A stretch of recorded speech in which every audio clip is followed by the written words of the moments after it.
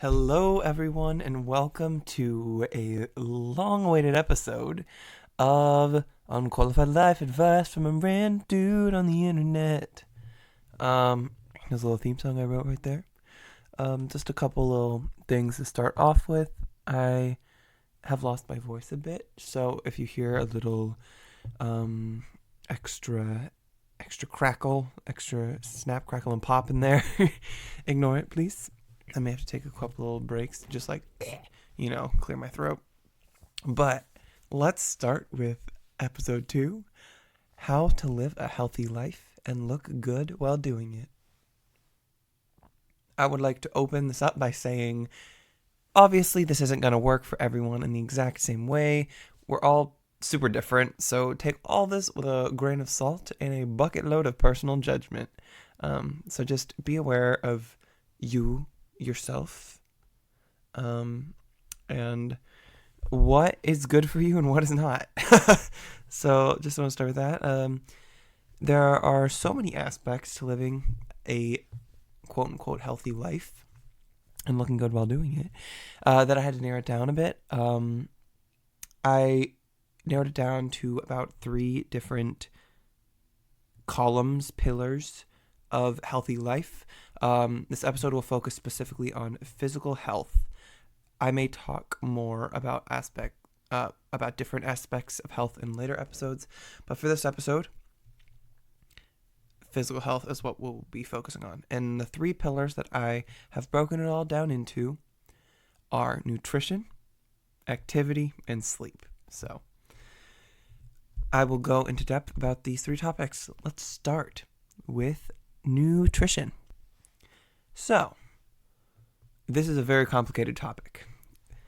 Food and what you eat and all that. But from all my unqualified thoughts and opinions on this, let's see what we're looking at. So,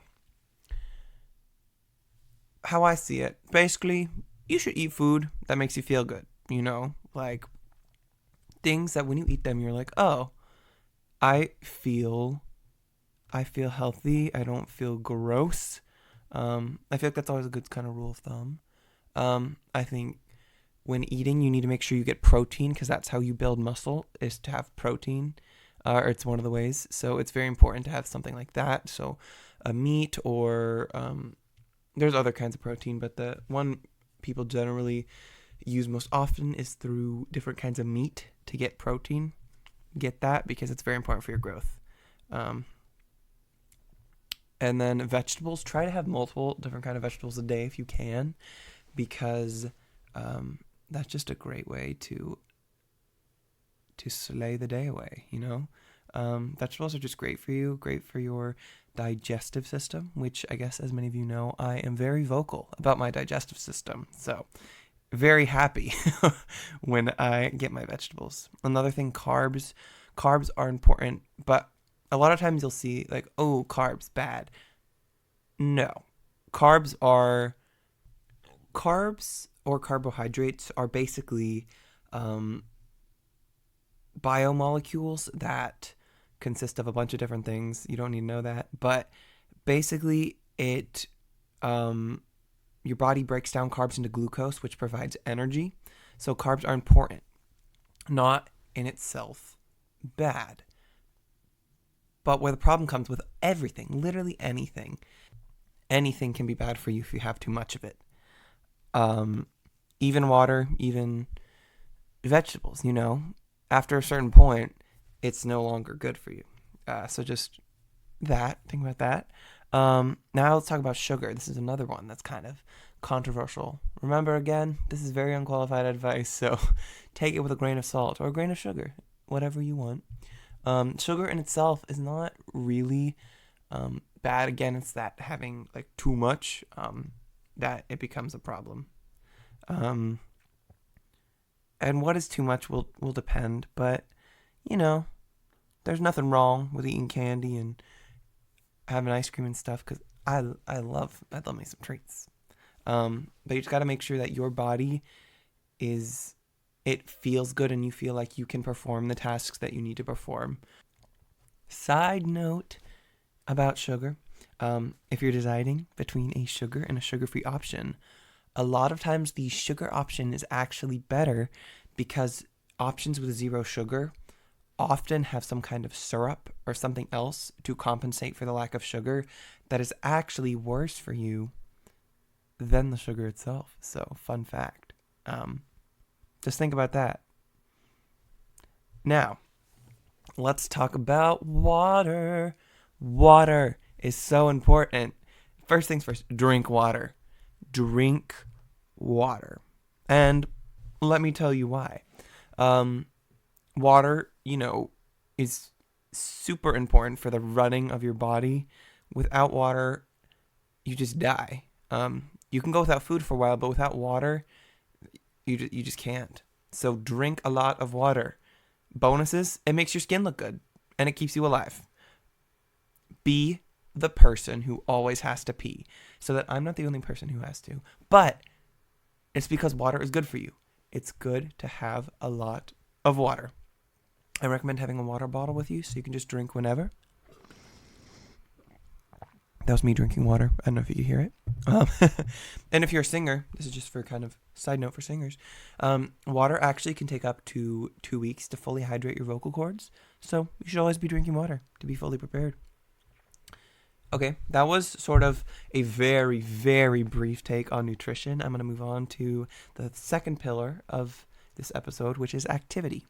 So, exercise. Try to do some exercise.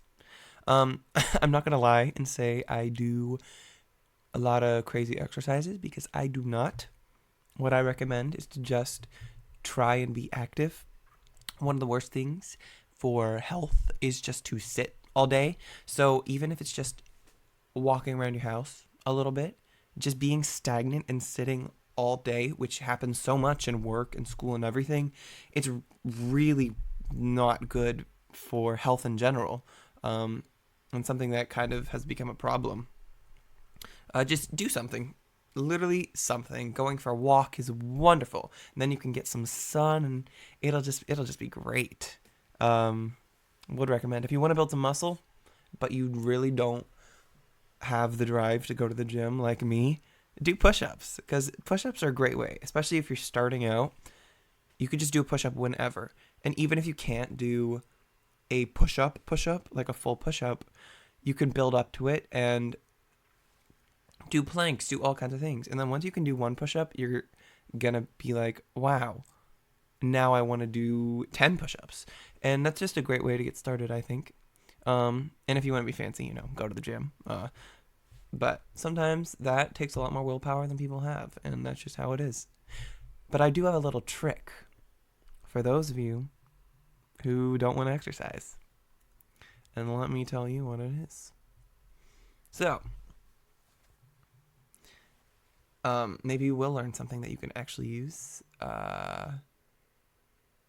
for real life. So, let's say you're supposed to do 20 push-ups, but you're really not feeling it. Well, what you can do is bargain with yourself. Say, I don't think I can do 20 push-ups right now, but I can do 10. Boom. Then you've gone from maybe doing 0 to doing 10. That works because something is better than nothing. That is the thing to note. Something is better than nothing. Even if you're doing just a little, it's better than nothing, and that is enough. Whatever you are doing is enough. But it's just so important just to move your body because that's what your body's made for, right? What was I made for? Billie Eilish, don't come after me or sue me for using your song. But that is enough. So I've talked a little bit about activity and nutrition, which are generally things people think about when they think about, I want to be healthy. I want to be a gym bro and get ripped. But something so many people forget, the most important thing is sleep. Sleep is so important. Sleep is how your body regenerates. Your body hurts, sleep. Your voice hurts, sleep. Your mind is tired, sleep. Also, sleep actually makes you look good. According to a study, yes, we have studies, sleep deprived people were rated as less healthy and less attractive than after a normal night's sleep. The decrease in rated health was associated with ratings of increased tiredness and decreased attractiveness. Sleep is often said to be good for your skin, but basically, being sleeped. Whoa, that's not a word. Getting sleep just makes it more attractive. Not that that should be your goal, but it's a bonus. Um, your skin will thank you. Your confidence will thank you. Get enough sleep based on your age. I don't care what you say, you cannot run on 4 hours of sleep. There are a couple very, very specific cases um, where a person is actually able to run on 4 hours of sleep, but I am probably 90% sure, 99% sure that it's probably not you. Again, unqualified.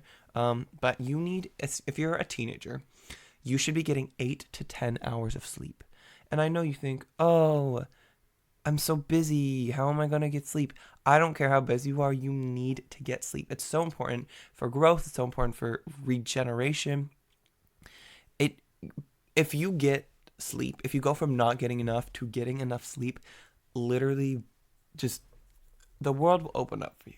It's just it'll be great. And also another thing to note, don't just get sleep, try to get healthy sleep because being tired, even though you think, "Oh, I'm going to go get the best sleep of my life," you actually probably won't because being more tired doesn't give your body the same ability to regenerate. So it's actually not healthy to stay up all the way until you're super, super tired because then your body can't properly do the things it needs to do.